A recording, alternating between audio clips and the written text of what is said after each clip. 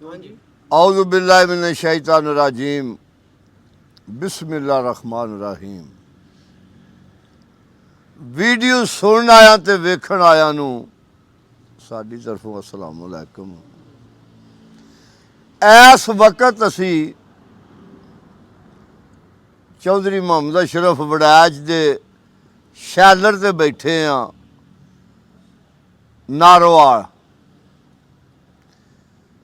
ते साडे आउण वास्ते उन्हां वेखो किन्ना काम कीता, शैलर बंद करा दिता। मजदूर सारे बड़ी चाहत रखते ने, बड़े प्यार तो उन्हें आख्या जी सानू थोड़ा जिहा ना कलाम सुना दिओ ते दुआ ये करन दे भी चलदा रवे उं जा वक्ती तो थोड़ा जिहा बंद कीता ने।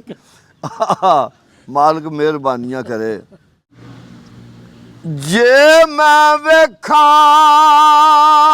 ते ओ वेखे नहीं, जे मैं ना वेखां ते ओ वेखे, कित्थों एडी किस्मत लियावां।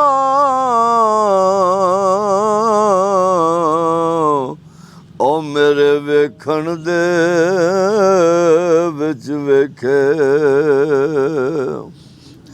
ते यार तेरा तेरे अंदर रहिंदा, ओ तेनू एवें ही पैन भुलेखे।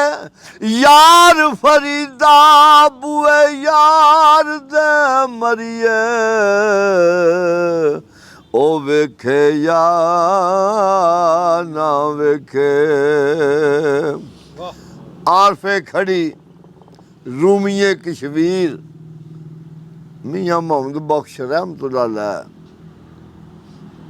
उन्हां दा कलाम है ते सरकार लिखते ने, ओ तू बेली ते सब जग बेली, ते अनबेली भी बेली। सजना बाज मोहम्मद बख्शा आ सुंजी दसदी है हवेली। और टुर गए यार मोहब्बतां वाले, ते नाले लै गए आसे।